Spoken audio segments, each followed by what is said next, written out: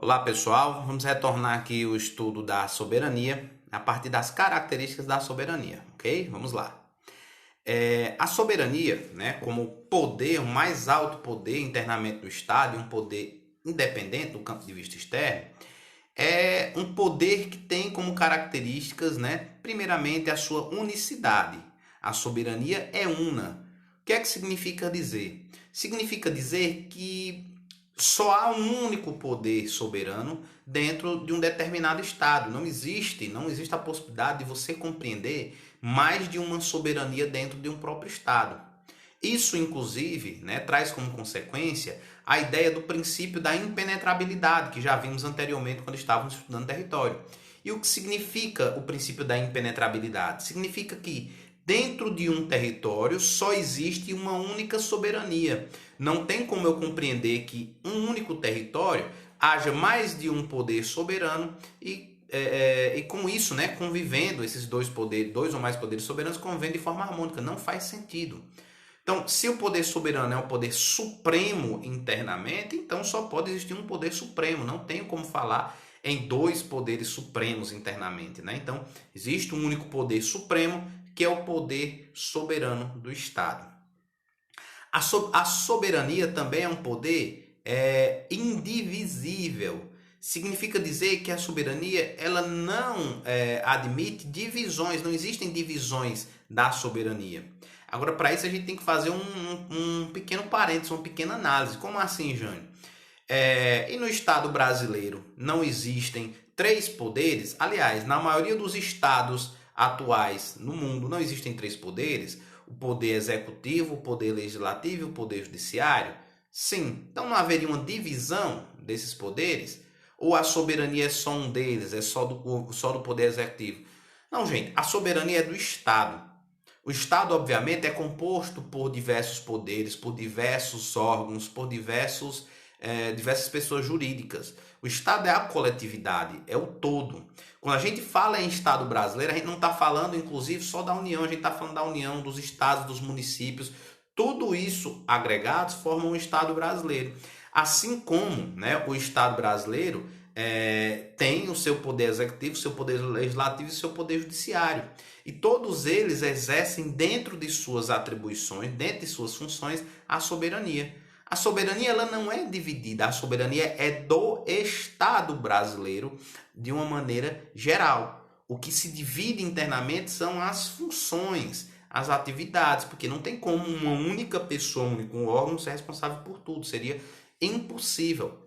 Então, há uma divisão de funções dentro do Estado, mas a soberania é uma só, que é a soberania do Estado.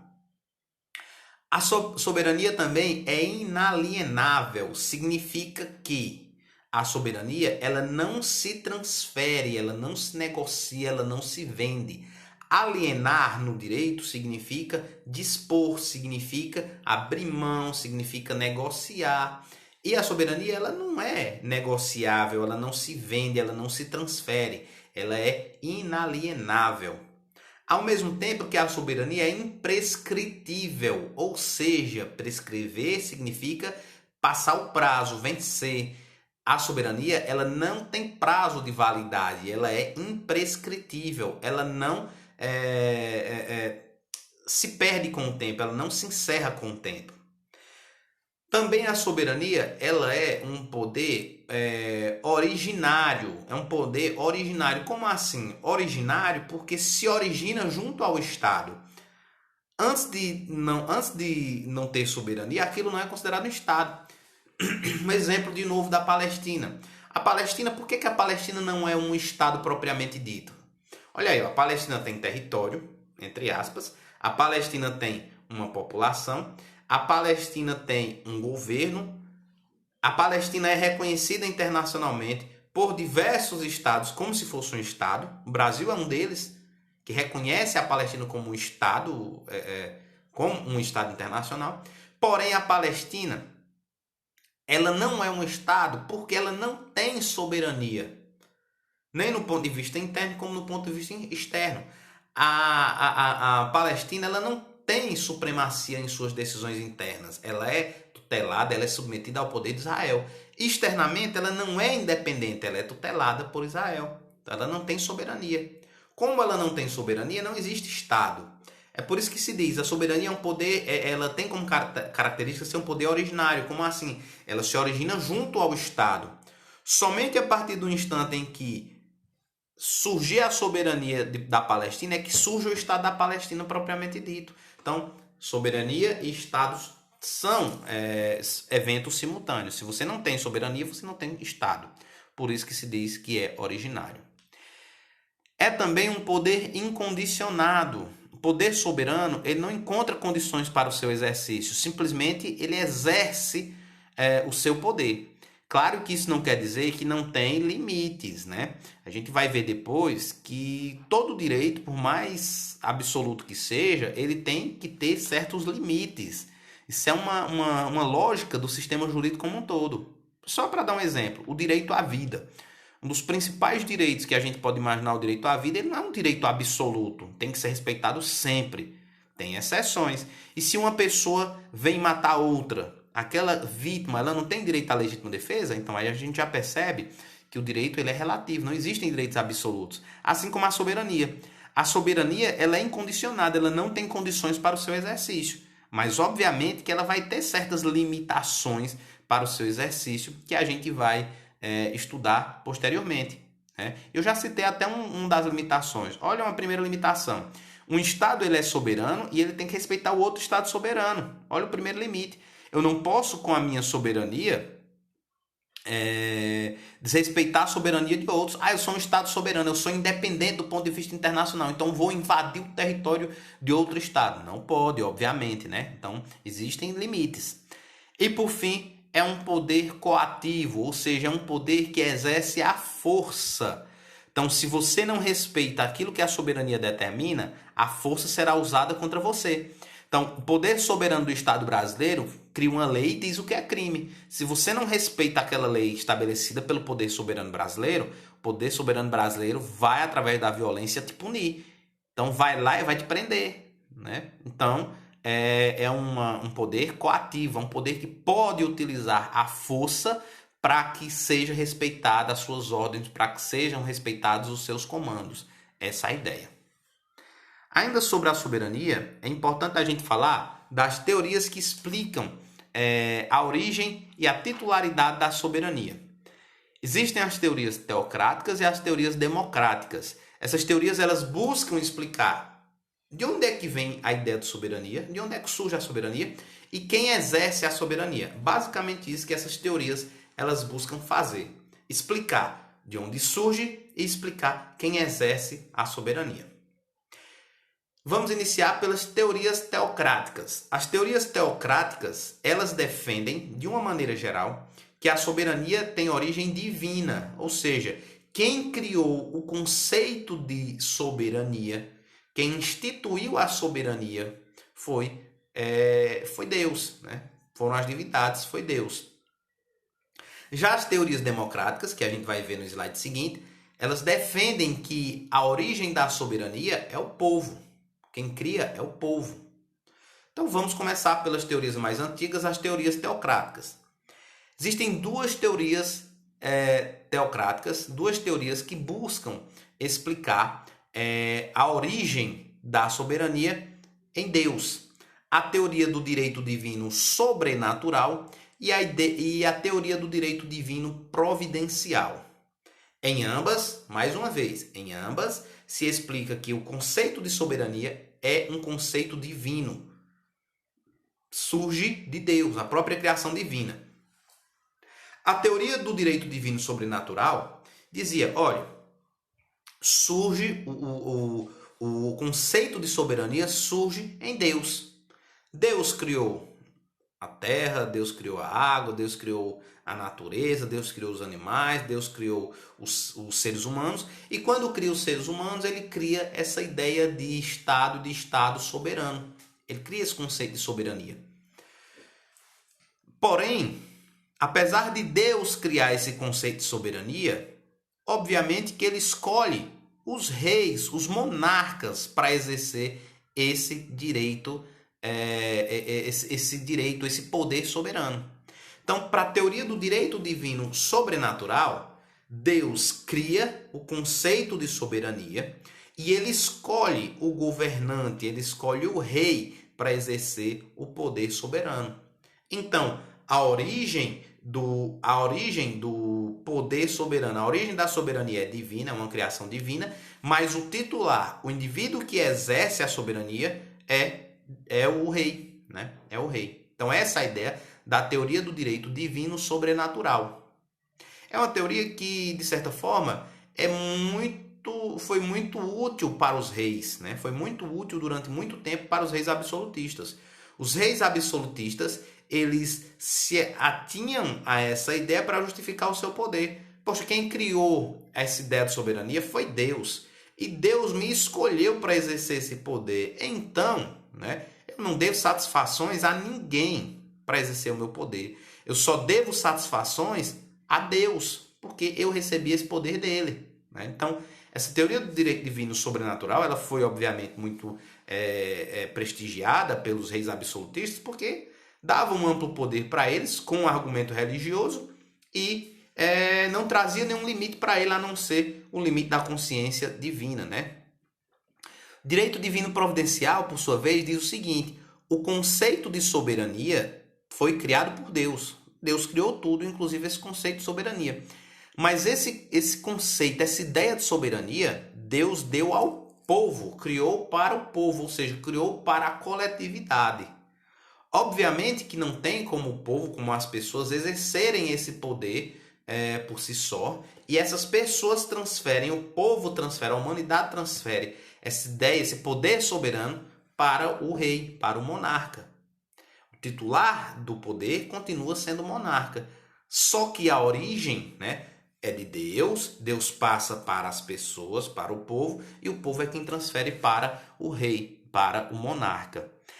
Essa teoria do direito divino providencial, ela é uma teoria que começa a dar um prestígio maior à sociedade, ao povo de uma maneira geral, né? Porque acaba dizendo que o destinatário desse presente, o presente que seria o poder soberano, o destinatário desse presente não foi o rei, mas sim, inicialmente, o povo.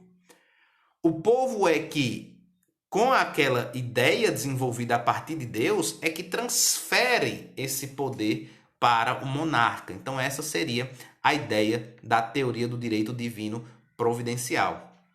Inclusive, Santo Tomás de Aquino dizia o seguinte: olha, o poder ele se divide em 3 pontos: o princípio, o modo e o uso. Princípio, o modo e o uso. Poder soberano, ele fala do poder soberano. O princípio, como tudo, é Deus. Ou seja, tudo que existe tem como origem Deus. Então, o princípio do poder soberano é Deus. O modo, né? Quem decide é o povo. Então, Deus, quando cria essa concepção de soberania, ele dá isso, né, aos homens, de uma maneira geral, à coletividade, no intelecto dos homens. Então, os homens, através dessa inspiração divina, eles criam essa ideia, eles compreendem essa ideia de soberania. Ok. O uso, porém, é realizado pelo monarca. Então, aí no princípio, modo e uso, você poderia perceber Deus, sociedade de uma maneira geral e rei, né? Ele dizia: a ideia de poder soberano, como se origina de Deus, em seu princípio, é perfeito, né? É perfeito, o poder soberano ele é perfeito, ele não encontra erros, ele não encontra vícios, porque Deus não erra, Deus é infalível.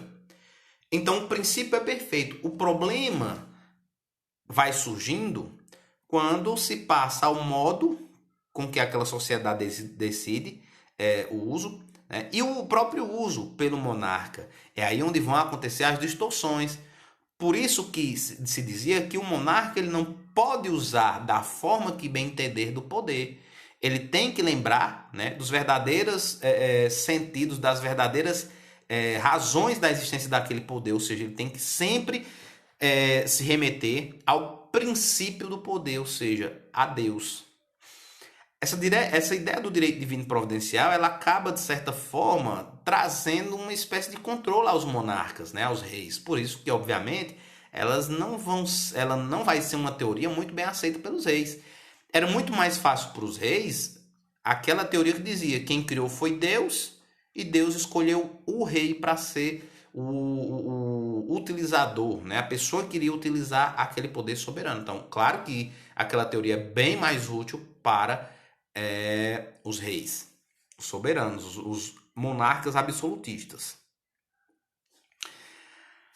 As teorias democráticas da soberania, por sua vez, conforme eu já tinha falado, elas entendem que a soberania ela se origina no povo, por isso a expressão democrática, né? Democrático que vem poder, né? Cracia, poder do povo, demo. Então vem da ideia de poder do povo, poder que surge do próprio povo. Lógico que essa ideia, né, democrática, essa teoria democrática da soberania, essas teorias elas foram surgindo ao longo da história, né? Elas foram surgindo ao longo da história e elas encontram como auge, né, o período final da Idade Moderna e início da Idade Contemporânea, né? Final da Idade Moderna, no período de revoluções. Existem basicamente dois grupos de teorias: as teorias da soberania alienável e as teorias da soberania inalienável, que é a ideia que prevalece hoje, conforme a gente já viu nas características da soberania. A soberania alienável, ela tem como grande representante Hobbes. Hobbes dizia o seguinte, essa ideia de soberania, poder soberano, se origina no povo, não é Deus. Vamos esquecer essa história de Deus. Deus é para aspectos espirituais e não políticos. Dentro da política, esse conceito de poder soberano surgiu junto com o povo. Naquela hora lá do contrato social, quando foi feito o contrato social. E quando foi feito o contrato social, as pessoas que até então eram soberanas, cada uma por si, transferiram sua soberania para o governante. Vamos voltar, gente, lá para a ideia de Hobbes. Hobbes dizia que existia um estado pré-social, pré-estado, um estado anterior, uma situação, um estágio de vida anterior à existência da sociedade do estado, em que reinava um absoluto caos. Por que reinava um absoluto caos? Porque as pessoas, de uma maneira geral, não tinham limites às suas condutas, tinham ampla liberdade, poderiam fazer o que quisesse, da forma que quisesse. Era a regra no mais forte, né? Para Hobbes, as pessoas, de uma maneira geral, eram todas individualmente soberanas naquele estado pré-sociedade. Então, eu era o meu próprio soberano, porque eu fazia o que bem entendesse e não obedecia a nada e nem a ninguém. Então, exercia meus poderes sem limites. Eu era soberano. Assim como cada um dos seres humanos que existiam isolados na natureza, todos eram soberanos, individualmente falando. Quando essas pessoas perceberam que essa vida caótica ela era desinteressante, que precisavam se agregar para criar a vida social, essas pessoas fizeram um pacto social. E na hora que fizeram um pacto social renunciando à liberdade, o que estão renunciando também é sua soberania individual. Então, na medida que fizeram um pacto social, transferiram suas soberanias individuais para uma única pessoa, o rei, o governante, o Estado. E aquele rei, ele recebe todos os poderes, né, soberanos de todos os indivíduos particulares para governar. Então essa seria a ideia. Por isso que ele dizia que a partir do momento em que as pessoas transferiram aquilo para o governante, o poder soberano se tornou uma propriedade do governante. Agora é propriedade do rei, esse poder soberano. As teorias da soberania inalienável, por sua vez, entendem que não há uma transferência. Olha, o poder é do povo. E quem exerce é o povo, o poder. Poder do povo, pelo povo, para o povo. Essa é a ideia da soberania inalienável. Isso foi muito bem desenvolvido, a gente sabe, né? Por Locke, por Rousseau, quando começaram a desenvolver as ideias de estados democráticos a partir de uma concepção de um estado onde a soberania era o exercício de um poder do próprio povo, né? Dentro dessa ideia, a gente tem 3 escolas que acabaram estudando o tema da soberania inalienável e acabaram trazendo suas contribuições. A primeira delas, a escola francesa. A escola francesa dizia o seguinte, olha, a soberania é uma criação do povo. O povo que ele fala aqui é da população, das pessoas, do ser humano de uma maneira geral. Ele não está falando aqui de povo como um conceito de pessoas ligadas ao Estado pela nacionalidade. Não, ele falava assim, do povo de uma maneira geral, coletividade. Então, para a escola francesa, a soberania é uma criação humana. Então, é um poder originário da sociedade humana, dos seres humanos. E quem exerce esse poder, o titular desse poder, é o próprio povo. E aqui eles utilizavam na realidade o vocábulo nação, que no conceito jurídico eles queriam falar sobre povo. Jane, me explica melhor. Para os franceses, em outras palavras, a soberania se originava do ser humano e quem exercia essa soberania era o povo daquele estado, o povo que compõe aquele estado. Então, o titular da soberania francesa seria o povo francês. Quem é o povo francês? As pessoas que têm a nacionalidade francesa. Mas lá, eles utilizavam como o vocábulo para designar o que a gente entende como povo, eles utilizavam a expressão nação. Por isso que eu coloquei aí povo/nação, né? Então, cuidado só para não confundir. A gente sabe que tem conceitos diferentes. A gente sabe que povo são as pessoas com vínculo jurídico ao Estado. E nação é o conjunto de pessoas com cultura, com história semelhante, unidos entre si. Certo? Esse é o conceito. Mas para eles utilizam outros vocábulos. Eles utilizam povo para falar da espécie humana como um todo, da sociedade humana como um todo. Eles utilizam nação no conceito que a gente sabe atualmente, nesse conceito de povo. Então, para os franceses, a origem da soberania era a coletividade de pessoas e o exercício da soberania era feito pelo povo francês. Essa é a ideia. A escola alemã concorda com a escola francesa ao dizer também que se origina o conceito de soberania no povo. Olha, o conceito de soberania surge do povo, da sociedade humana. Porém, quem exerce a soberania é o Estado e não o próprio povo. Não é o próprio povo que no dia a dia exerce a soberania. Quem exerce a soberania é o Estado. E se a gente parar para pensar, os alemães têm razão, né? Quem é que exerce a soberania? É o Estado brasileiro. É o Estado brasileiro quem cria as leis, é o Estado brasileiro que, através das polícias, investiga, reprime as pessoas. Através do juiz, o Estado brasileiro é quem vai aplicar as penas.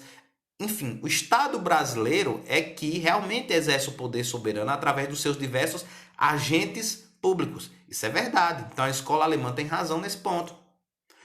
Porém, né, a última teoria, a teoria realista institucionalista, ela diz o seguinte: franceses e alemães, todos os dois têm razão. Como assim, gente? Todos os dois têm razão. Na realidade, os dois observam a mesma coisa, né, por ângulos diferentes. Como assim? Explicando melhor. Lógico que o conceito de soberania surge na humanidade, surge na população, surge no povo. Quem exerce esse poder soberano é o povo, através do Estado. O povo através do Estado. O que é o Estado, gente? O Estado é um povo num território, né? É um povo num território com um governo. Quem é que faz o governo? Quem é que faz o próprio poder? É o povo. Quem é agente público é agente público representando o povo. Então, na realidade, alemães e franceses estão corretos quando eles dizem, eles acabam dizendo a mesma coisa. O poder soberano se origina no povo. Quem exerce o poder soberano é o Estado, mas o Estado é composto pelo povo. E as pessoas que estão no poder, no Estado, são pessoas do povo e devem representar o interesse do povo. Então, essa teoria realista ou institucionalista é a que hoje em dia é considerada a mais aceita, né, do que as teorias francesas e alemãs, porque na realidade são fenômenos que se debateram durante muito tempo achando que eram coisas muito diferentes entre si, quando na realidade a teoria realista e institucionalista, com razão, mostra que não há diferença entre elas, né? Elas estão querendo falar a mesma coisa, mas por ângulos diferentes. Então, quem exerce o poder soberano é o Estado brasileiro, porém o Estado brasileiro é constituído pelo povo brasileiro. Os governantes são representantes do povo brasileiro. Então, indiretamente, é claro que o povo é quem exerce o próprio poder, ok? Aqui no final, só para constar, para revisar, eu fiz esse fluxogramazinho aí, onde a gente enumera essas teorias que a gente acabou de estudar, né? Então, só para encerrar esse tema, olha aí o que é que se diz. Ó. Origem e titularidade da soberania é o tema. As teorias teocráticas, onde a origem da soberania é Deus e o título é o governante. Nós temos a teoria do direito divino sobrenatural e a teoria do direito divino providencial. A do direito divino providencial diz que se origina diretamente em Deus e quem exerce é o rei. A teoria do direito divino providencial diz que se origina em Deus, mas Deus concede ao povo, e o povo é quem transfere ao governante. Então, entre Deus e o governante tem um intermediário que é o povo. Teorias democráticas, se origina no povo. Teoria da soberania alienável, a teoria de Hobbes, que dizia que a soberania surgia nas pessoas, mas as pessoas transferiam, davam aquilo para o governante, que agora se tornava o titular, o dono do poder. E as da soberania inalienável, que diz que se origina no povo e não há uma transferência de poder, é o povo que exerce. Para a francesa, o próprio povo exercia a soberania. Para os alemães, quem exercia era o Estado. E a institucionalista diz que quem exerce é o Estado, mas o Estado é composto pelo povo. Então, unindo as duas ideias anteriores, ok? Então, com isso, a gente encerra essa aula, né? E em breve teremos a nossa última aula a respeito de soberania, ok? Então, um forte abraço e até a próxima.